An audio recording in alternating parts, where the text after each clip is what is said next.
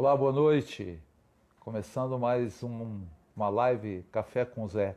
É a nossa sexta live e nós estamos aprendendo muito e espero que você que tem participado conosco ao longo dessas semanas, em algum momento, também tenha aproveitado aquilo que foi transmitido, ensinado, discutido. Hoje eu estou recebendo, infelizmente não aqui ao meu lado, né, uma querida colega do curso de especialização que nós fazemos juntos com as doutoras Ana e Silvana. Ela se chama Cláudia Pinheiro, é a diretora do Espaço de Psicomotricidade. Nós estaremos falando hoje sobre, de uma maneira geral, o comportamento das crianças nessa pandemia, e eu queria que a Cláudia, então, aparecesse para nós aqui, né, participando, para ela se apresentar, né, a formação dela, o trabalho que ela realiza. Antes de qualquer coisa, Cláudia, antes da gente... tudo bem? Tudo Deixa eu te bem. cumprimentar primeiro. Boa Como, noite. como vai, Tudo querida? Tá bem. boa? Tudo tranquilo. Tranquila? Tá no Tranquilo. Rio ou tá na Serra? Tô no Rio. Ah, então tá bom. Então, essa é a doutora Cláudia Pinheiro, ela é diretora do Espaço de Psicomotricidade. E fala um pouquinho sobre a sua formação, Cláudia, Ok, e sobre o seu trabalho, por favor. claro. Boa noite. É muito bom estar aqui com vocês, tá? Primeiramente, quero agradecer ao José Mauro, meu colega de Imagina, especialização, né, meu amigo. temos nos divertido muito no curso, além de aprendido, né, Cláudia? É verdade, a gente aprende, mas se diverte. E falando então sobre a minha formação, né, eu sou psicomotricista, sou especialista da infância. Eu sou terapeuta familiar sistêmica, sou fonoaudióloga, especializada em saúde mental da criança e do adolescente, e dirijo o espaço de psicomotricidade Cláudia Pinheiro, que fica na Barra. Tá? E Muito então, bem. vim aqui a convite do José Mauro, meu amigo, para a gente conversar sobre as crianças, né, nesses tempos de pandemia. Ô, Cláudia, antes de falarmos da pandemia, Sim? eu queria te pedir para você falar um pouco mais sobre esse trabalho, né, em questão, porque você atende crianças com déficits de Sim, alguma, de também. alguma também, né? É, E fala um pouco para a gente conhecer um pouco o seu trabalho. ok. Eu me interesso muito, né? Assim, acho que o pessoal que está conosco também conhecer um pouco, saber das Claro. necessidades das crianças, como que você Uhum. trabalha. É, Acho que a é minha, legal. ok. A minha formação foi em psicomotricidade, mais voltada para a área neurológica e motora, inicialmente, e depois voltada para a área relacional psicológica. Então, o psicomotricista relacional, ele é o terapeuta da infância, né? Então, a gente trabalha Aham, com os aspectos motores, emocionais, afetivos, cognitivos, de aprendizagem, da relação. Então, assim, o psicomotricista, ele é o terapeuta da infância, né? Muitos falam que é a psicologia da infância. Então, todas as crianças que nos procuram, precisando de ajuda, as famílias, né, para suas crianças, a gente, além de dar um suporte à família, a nível sistêmico, muitas vezes a gente precisa fazer uma intervenção com as crianças. E eu De, atendo de que crianças. forma? Que tipo de intervenção? Tá, vou te dizer, vou falar com vocês. Eu atendo crianças, tanto com questões comportamentais, questões simples do dia a dia, criança que tem dificuldade para dormir, criança que tem dificuldade para se alimentar, dificuldade na escola, dificuldade de atenção, crianças agitadas, crianças que possam estar aparentemente deprimidas, crianças muito inibidas, e também atendo questões neurológicas, crianças com síndrome de Down, crianças com paralisia Aham, cerebral, crianças com transtorno do espectro autista, né? Então, certo. também envolve toda a questão neurológica também. Como é que funciona, né?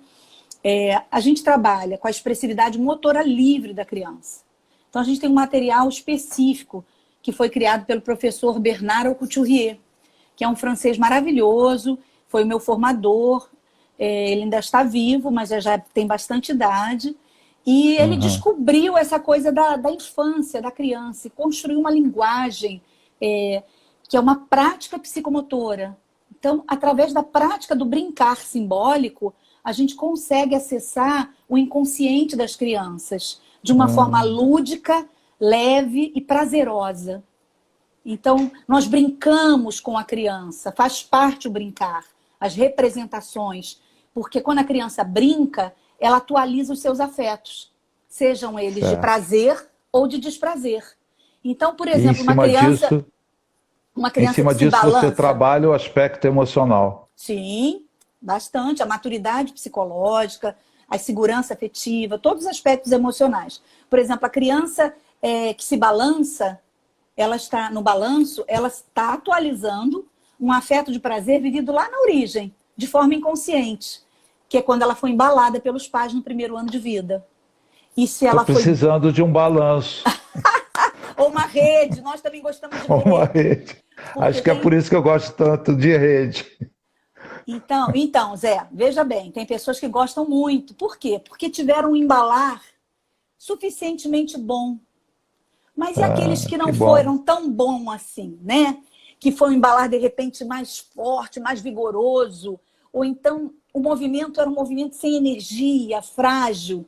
Porque os pais dão aquilo que têm, aquilo que podem. É verdade. Então, essas pessoas vão ter dificuldade nos balanços. Vão ter enjoo, vão ter náuseas, vão ter mal-estar.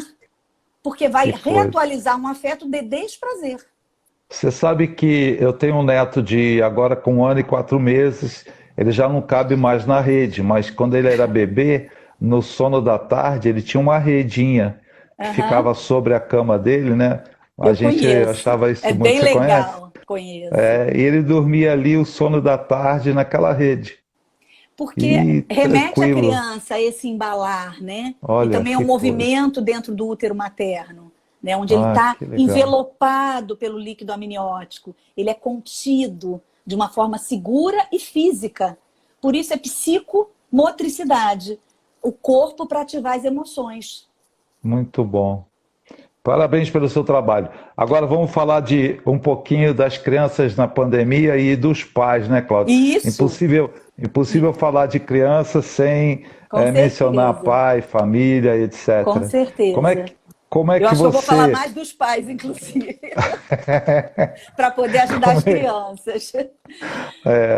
Como fica, então, a convivência das crianças em casa, com pais, como deve ser? Pois é. Como é que você tem atendido no consultório, que eu sei, né?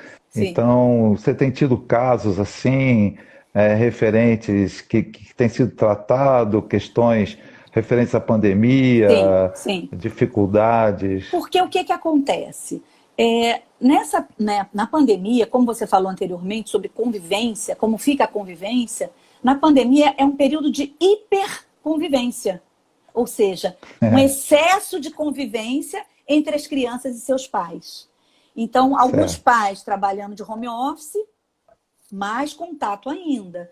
E outros não, mas mesmo assim, todo o tempo as crianças estão em casa, né? Então, elas pouco estão podendo sair ainda. Então, a gente já recebe situações e buscas de orientações, de ajuda, ou até intervenção diretamente com a criança, por conta da pandemia. Por quê? Porque a ansiedade é uma questão que aumenta muito nesse período. Então, o ambiente familiar, ele fica ansiogênico. Fica um ambiente muito ansioso. E a criança vai sentir essa ansiedade, mas não vai saber falar dela. Não vai saber falar disso. Então, ela vai fazer sintoma.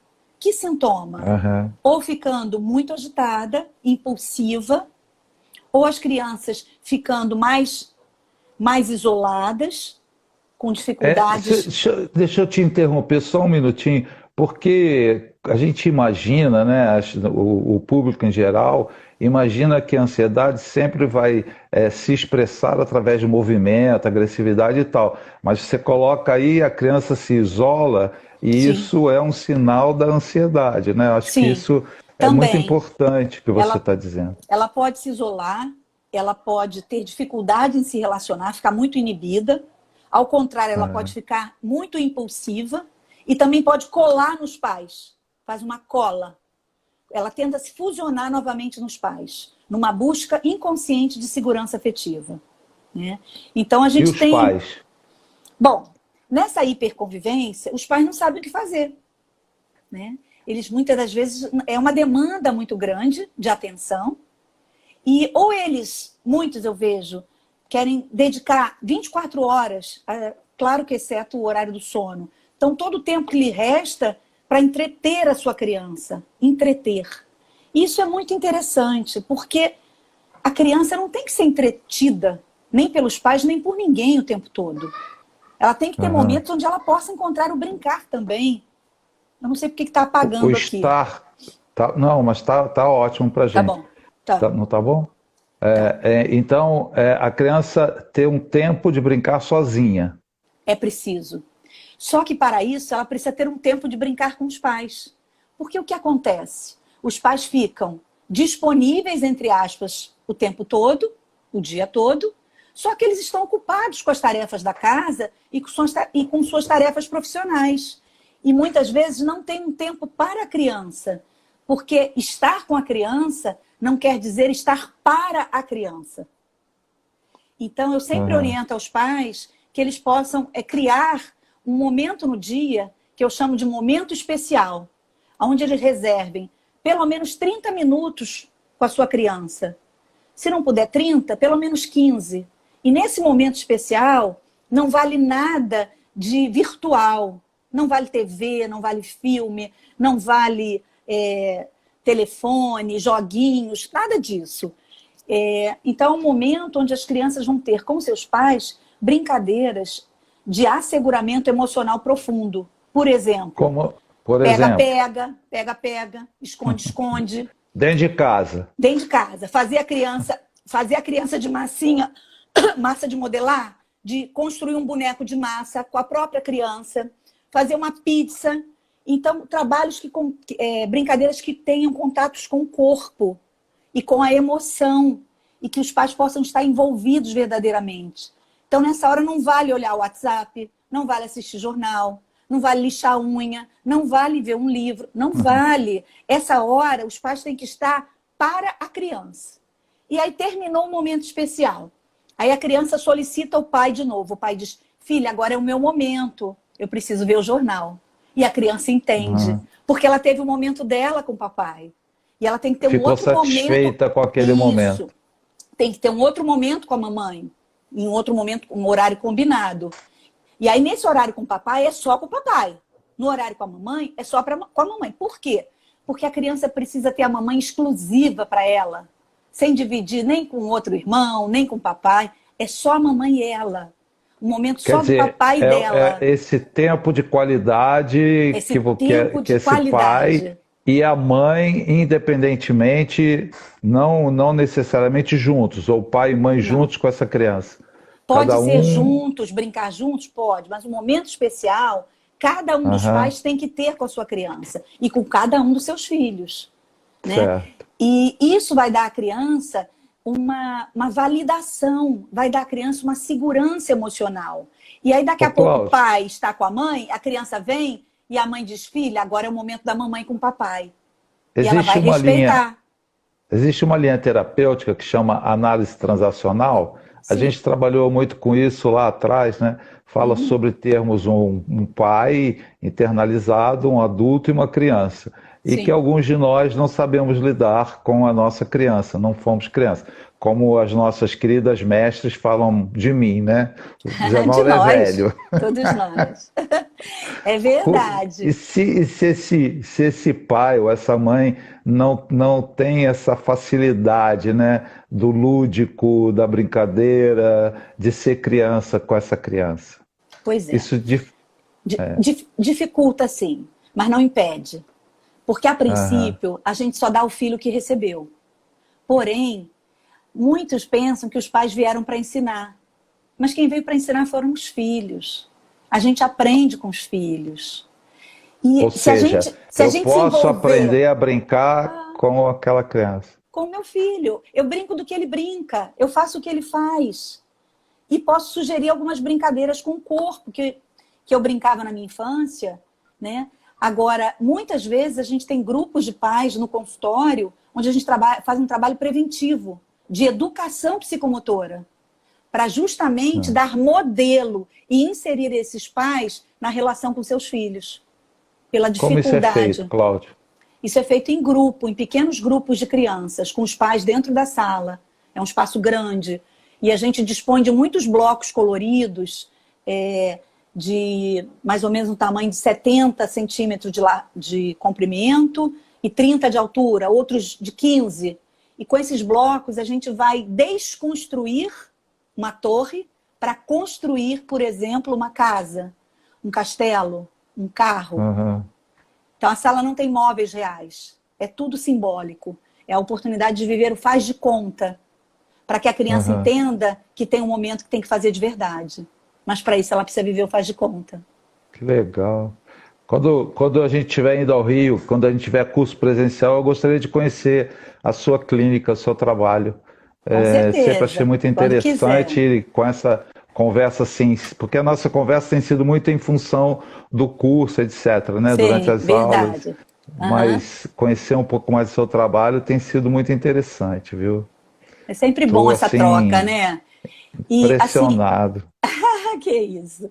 Esse É, momento, por exemplo, de hiperconvivência, leva a uma introspecção, leva a uma reflexão. Por quê? Porque a gente estava perdendo a possibilidade de olhar, a possibilidade de escutar e de se relacionar. Então, a gente tem que quer- aproveitar essa oportunidade desse momento de pandemia para deixar surgir a criatividade em nós. Porque é no caos, é na adversidade que a criatividade surge. E a gente é. precisa mostrar à criança que existe um mundo, que existe um futuro. Então a gente precisa usar da nossa alegria, que é uma ferramenta importantíssima e que as crianças amam. Né? Entendi. Diga. O- no consultório, porque você atende pais também, né? Você tem Sim, um trabalho também voltado para terapia sistêmica, isso, atendendo família, né? isso.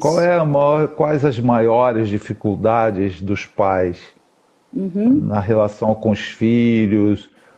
Como é que você Eu acho que tem é o tempo. percebido? Eu acho que é o tempo. É, O tempo de qualidade.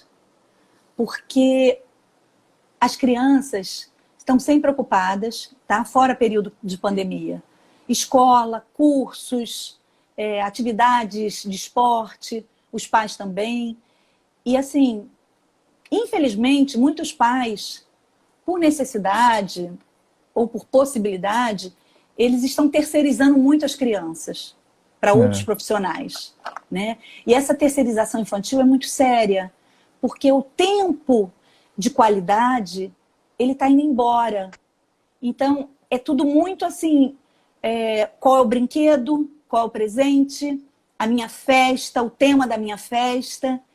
E hoje está tendo uma possibilidade de se conhecer aquele filho que não se conhecia, de conhecer aquela filha que a gente não conhecia, que está crescendo e cresce muito rápido nessa primeira infância, então, e a gente precisa estar É. acompanhando, minimamente acompanhando. E os pais não estão tendo como, não estão tendo tempo de acompanhar. E E esse é o esses maior pais têm legado. apresentado, eles têm apresentado dificuldade no consultório, expressado isso? Olha, A na dificuldade. verdade, Ah, eles não compreendem por que, que o filho deles está com dificuldade na escola, por que, que a criança não dorme, por que, que a criança não consegue largar a mamadeira, eles não conseguem compreender e se envolver e se implicar de que aquela criança não surgiu do nada. A criança é o espelho dos pais. Ela aham. reflete o que os pais vivem. A O criança ambiente, observa, né? ela observa os pais, ela sente o Como a gente, ambiente, ela percebe inconscientemente, tudo. aham, E aí ela vai fazer sintoma. Então ela pode. Eu recebo crianças já com 12 anos com queixa de anorexia. É, né? Eu Foi a tenho, nossa aula pois essa é, semana. foi. Eu tenho crianças com 3 anos já manifestando uma impulsividade muito grande e até uma certa agressividade. E a gente tem que entender por que que isso está acontecendo, né? E para isso você precisa trabalhar a família, o sistema familiar. Para entender se isso está vindo de outras gerações, né? Se é uma repetição de padrão geracional, se é uma lealdade familiar inconsciente, ou se na interação está precisando de um pouco mais de riqueza nessa qualidade de relação. E é preciso doar o tempo para uma criança é o maior presente que um pai e uma mãe pode dar a ela. Mas doar um tempo de contemplação, de contemplar a sua criança, de olhar quando ela vai em direção a um objeto, quando ela vai em direção ao outro, em direção ao seu desejo, e respeitar o tempo dela, o ritmo dela. E os pais estão sempre acelerando. Bora, vamos, tem aula, tá na hora, bora, tem que comer, vamos, vamos. Ou então eles É fazem pela legal esse lance criança. que você tá colocando da contemplação, né? Sim, Então é você contemplar a criança e respeitar aquela criança aquele do jeito que ritmo. ela é, do ritmo. Pois é, às Eu vezes eu tenho tenho. Diga. Eu tenho um filho que é casado, tal, mora no Rio, né, o mais velho. Se você colocar o mesmo, não estou falando de criança, estou falando de adulto, mas Sim. é só para a gente de repente entender o ritmo do Danilo. Ele Aham. come mesma quantidade de comida que o Thales, por exemplo, em 2 minutos, e o Thales vai levar 40 minutos para comer. Cada um Uhum. tem o seu ritmo, né? Exatamente. Mas a gente tende a ensinar os filhos como se nós fôssemos professores deles. Como se eles tivessem que ser os nossos clones, fazer como nós. Mas a gente vai ter que dar o nosso modelo, o nosso ritmo, para a criança ter essa referência e ela encontrar o próprio ritmo. E Muito nós bom isso. encontrarmos o ritmo de chegar à criança. E precisa ser o brincar, através do brincar. E não dizer, sobe, pula, pega o bambolê, brinca com esse joguinho. Não, deixa a criança livre, num ambiente de segurança. Observa. E ao invés de dizer, pega o bambolê, diz assim, eu vejo que você gosta de brincar com bambolê.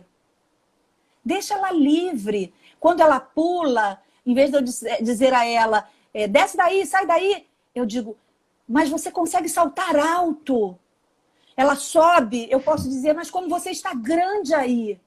Agora, claro que se é perigoso, eu vou dizer, mas isso não está seguro para você. É Muito preferível que bom. você faça aqui embaixo. Né?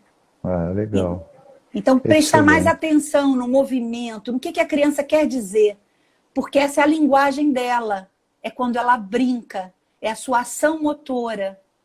E esse ato do pai e da mãe até a criança, para encontrar ela nessa sintonia, é de uma sutileza que exige de nós um tempo de Impressionante. contemplação. Exige um tempo de contemplação. Se, por exemplo, eu tenho uma criança muito impulsiva, agitada, não adianta eu ir devagar com ela não aguenta. Eu tenho que acompanhar ela até que ela veja o meu ritmo e encontre um ritmo mais saudável. Como assim? Tô lembrando aqui do meu neto. Ele não para. Então vamos junto com ele. Ele sobe no sofá e a gente pega do outro lado. Ele vem para o outro lado, a gente pega do outro. E aí É. a gente vai indo para o chão, bota o colchão no chão e rola para lá, e rola para cá, e aperta. E faz contenções que dá muita segurança e limite.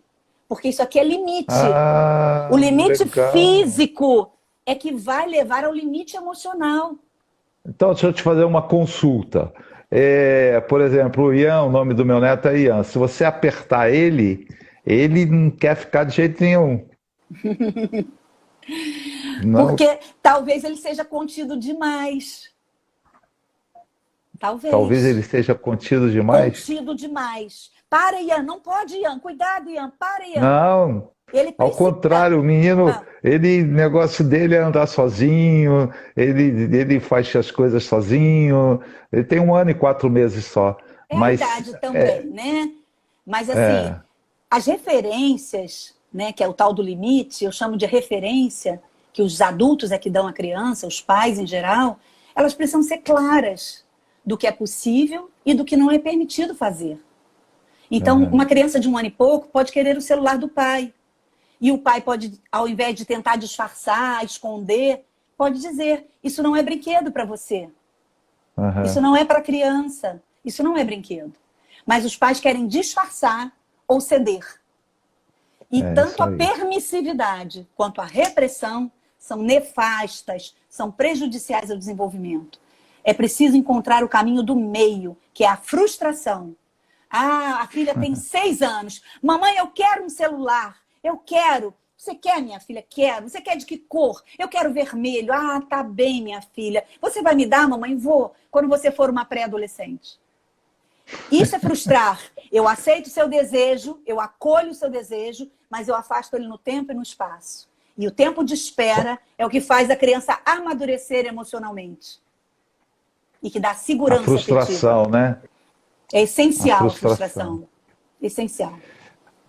Cláudia, entrando um pouquinho de novo na questão da pandemia, qual tem sido o impacto da pandemia na saúde mental que você percebe sobre a saúde mental da criança? Sim. Já que você trabalha bastante, né, com essa área também. Sim. Olha, eu tenho tido crianças com aumento dessa pulsionalidade, né? Porque tem uma pulsionalidade natural até os 3 anos, depois isso tendência a diminuir para a criança conseguir fazer outras atividades. Então eu tenho visto um aumento muito grande dessa pulsionalidade e a criança só fica impulsiva ou inibida se ela está no mal-estar afetivo, se ela está na angústia. Então, num ambiente ansiogênico, está aumentando a impulsividade, a inibição, está aparecendo a depressão, as oscilações de humor, tá? E questões também com fezes, urina, retenção de fezes, ou então não consegue reter, ao inverso. Começa a fazer xixi na cama de novo. Menina, o que você está colocando é importantíssimo, viu, Cláudia? Merece um pouco mais de explanação. Se você puder falar um pouquinho mais sobre essas questões, né? Posso falar. Por exemplo, por que uma criança de 3, 4 anos, por exemplo, ela começa a ficar sem conseguir fazer cocô? Não consegue. Leva 2, 3, 4 dias. E a família já procurou nutricionista, pediatra e não consegue resolver. Consegue manter uma boa alimentação com fibra, com todas as orientações, e ela mantém esse comportamento, né, esse sintoma. Aí a gente vai investigar, por exemplo, o que está acontecendo, uma hipótese, é que a criança ela não está conseguindo reter os seus afetos. Porque afeto é diferente de amor, Zé. Amor é o que nós, pais, sentimos pelos nossos filhos. Afeto é qual é a certeza que ele tem desse amor. Qual é a segurança que ele tem de ser amado. E aí, se a criança não consegue reter os seus afetos, ela está na insegurança afetiva, ela está na angústia. Ela começa a reter as fezes. Porque, simbolicamente, ela vai estar retendo o afeto. Na escola, por exemplo, não consegue aprender. Quando eu vou entender o que está acontecendo, essa criança não consegue reter conteúdos porque não consegue reter afetos. Olha, impressionante. É muito específico esse trabalho que você desenvolve, né? Porque apesar de eu ser psicólogo e trabalhar com terapia sistêmica familiar, você desenvolve um trabalho muito específico, né? Voltado para a criança, e é impressionante a aplicabilidade desses conceitos, né? Da psicologia, da sistêmica nessa relação da criança com a família. Olha, por exemplo, me lembrei aqui de uma situação de uma criança que eu atendi. Ela estava com 4 anos e não conseguia fazer cocô, tá? Sofria muito para fazer cocô, ficava aprendendo por muitos dias e já se tinha feito de tudo. No trabalho que a gente começou a fazer em psicomotricidade, ela começou a construir espaços com os blocos e a colocar bolinhas lá dentro. Bolinhas. Olha que Bolinhas. incrível. E isso, simbolicamente, em psicomotricidade, quer dizer o quê? Está preenchendo o espaço vazio. Quando ela começou a Olha, liberar as bolinhas, porque já estava segura emocionalmente, ela começou a evacuar e teve alta. olha,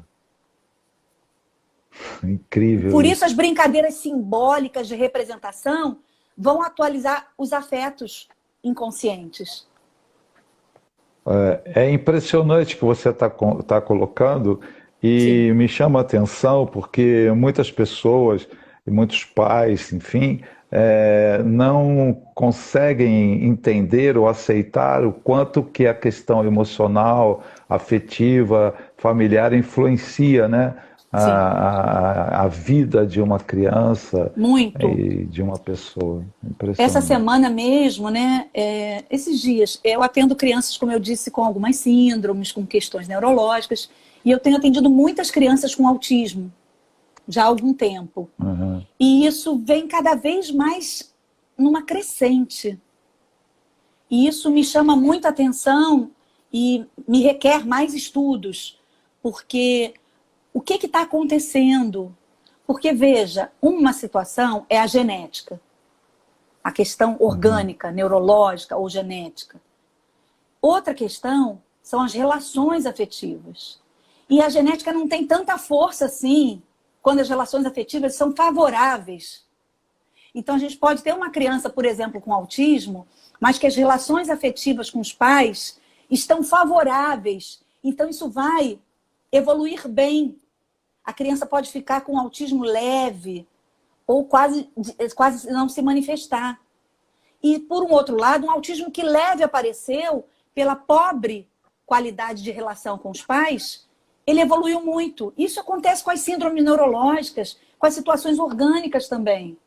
Então, o emocional pode favorecer ou pode potencializar de uma forma negativa uma situação neurológica, né? Então, não Ô, tem como Cláudio, não investir no emocional, nas relações. a gente está quase chegando ao final do Sim, nosso tempo. sim.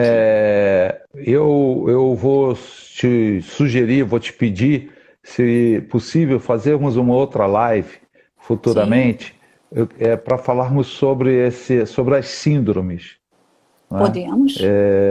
As diversas síndromes existentes e o trabalho que você realiza e como isso deve ser Uhum, feito, uhum. porque é de uma importância absurda, né? Verdade. E quanto O mais cedo a tratar. gente intervém, quanto mais cedo a gente intervém, melhor. Porque, assim, antes, por exemplo, o autismo, só se buscava ajuda depois de 5 anos. Depois de 5 anos. Hoje mudou Por que todo esse demorava protocolo. tanto? Porque vamos Por que esperar essa. ela falar, vamos esperar, é o ritmo da criança, é o jeito dela. Hoje existe um protocolo que é universal, ele é internacional, que os pediatras seguem, a maioria segue, precisa seguir. Então, uma criança de 1 ano e meio, ou até um pouco menos, eu já recebo crianças com 1 ano de idade com suspeita de autismo. E aí, É a mesmo? E intervenção quais os é muito sintomas? melhor. Por exemplo, a criança não sorri, Ah, não olha, não reage quando é aham. chamada. Então, já tem situações que a gente já Os pode. sintomas típicos do autismo, né? Sim, só que assim, o autismo típico que todos conhecem, a princípio, é aquele autismo grave, que a criança não fala nada, que a criança não interage nada, que a criança só fica se balançando. Não, a gente tem um espectro, a gente tem um transtorno de um espectro do autismo. Não existe uma Aham. criança autista igual. Eu tenho Muito muitas bom. crianças com autismo que leem, escrevem, brincam, dançam, têm Você já vida leu um livro? social. Você já leu Diga. um livro chamado Síndromes Silenciosas? Não, não. Ah, é excelente, viu? Ah, Você tem depois que ter você paciência passa para para mim. ler. Depois eu Aham, vou eu te passar o tenho. autor, Eu adoro porque ler. ele fala exatamente sobre, por exemplo, ele comenta, né? É um livro antigo, inclusive. comenta sobre autistas que trabalham, casam Sim, e vão sim. trabalhar na área de TI, já que tem que ficar ali o tempo todo em frente a um computador e Uhum. reage pouco, interage pouco e tal. É fantástico, a gente pode... é, Mas Aqui é tem muito uma pergunta. variável, é um espectro muito variável. Cláudia, tem uma pergunta aqui, a gente vai usar só essa, eu acho que é importante. Sim, Doutora Cláudia, é difícil a aceitação por parte dos pais? Isso dificulta iniciar o tratamento? sim. Gente, quando uma família planeja ter um filho e uma mãe engravida, ela cria uma série de expectativas, assim como o pai. A gente idealiza um filho e a gente idealiza um filho perfeito. E quando a gente tem uma criança que tem uma situação que não foi esperada, né? E que nos acomete, nos tira assim, tira o chão, tira completamente o chão. Uhum. É muito difícil mesmo. E também é difícil para nós, profissionais, darmos esse tipo de diagnóstico, tá? Mas eu costumo trabalhar com os pais, aos poucos, junto com a criança, e vou mostrando. Eu vejo que ele não está olhando. Eu vejo que quando a gente chama, ele não responde. Eu vou construindo aos poucos essa compreensão da dificuldade e das possibilidades. Nossa, hoje ele está interagindo muito mais. E aí, eu invisto muito nesse potencial. Eu digo, gente, isso não é um diagnóstico limitante no sentido de acabou o mundo. Não. Acabou a expectativa do filho perfeito. Esse filho perfeito não existe mais. Por isso o trabalho sistêmico é muito importante. As tarefas sistêmicas da despedida da expectativa do filho perfeito. Para eu Muito poder bom. aceitar o meu filho do jeito que ele é. Porque aí sim eu vou liberar ele para desenvolver. Porque enquanto eu estou na expectativa do filho perfeito, eu não estou aceitando aquele filho. Inconscientemente eu não estou aceitando. Quando eu o aceito e invisto no seu potencial, ele cresce, ele vai embora. Então é difícil, mas é muito necessário. E a gente tem que acolher muito os pais. Muito. Uhum. Dar um suporte. Nós vamos combinar um outro momento, uma outra live para a gente falar mais. Você falar, né? Você é especialista, eu vou ficar aqui só de mestre de cerimônias Imagina. para falar sobre essas questões mais específicas das síndromes, né? Cláudia, te agradecer muitíssimo, foi excelente, muito Eu posso falar uma obrigado. frase antes de terminar? O que você quiser. Quando um adulto contempla uma criança, ele a reconhece no seu lugar de existência. Uhum. Quer dizer, eu tenho que contemplar. Porque se eu dou o meu tempo, eu dou à criança a possibilidade dela existir Do jeito que ela é, do jeito que ela é. E nós somos respeitando. responsáveis pelo nosso caminho e no caminho que a nossa criança possa trilhar, enquanto eles são Uhum. crianças. É o respeito Sim, também. claro. O respeito, a Muito bom. diferenciação, né? E o pertencimento afetivo, né? De que forma nós podemos caminhar? Você do seu jeito e eu do meu. Eu faço assim. É, Como você faz? Não tem que fazer assim. Esse é o meu jeito. é isso. Cláudia, muito obrigado.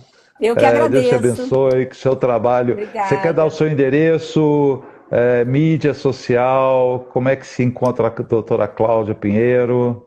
Tá, é no ESP Cláudia Pinheiro. A página do Instagram. @ESP Cláudia ESP, Pinheiro. ESP, ESP de ESP, de especialista. isso. ESP de espaço, na verdade, mas também de especialista. Essa eu não tinha pensado, hein, Zé? ESP Cláudia Pinheiro, que é o espaço de psicomotricidade, e ali tem tudo no Instagram, que vocês podem, Ótimo, tem o nosso telefone, nosso contato, tá bom? ótimo. Além de competente, a Cláudia é simpática assim como ela se apresenta. Nós, voltando às nossas aulas, quando elas eram presenciais, Nós, eram né, muito Zé? mais Nós. divertidas, né? Mas A gente se diverte em fazer o quê? A gente tem que se adaptar, tem que ter criatividade. aquela turma sem nós e o Washington Não pode, não é tão não divertido. pode. É verdade. Mas tá bom. Obrigado, viu, Cláudia? Obrigada Até a a vocês. próxima. Até a Tchau, próxima. Um grande tchau. abraço, Zé. Tchau. Obrigada, Outro. pessoal. Tchau, tchau. Tchau, tchau.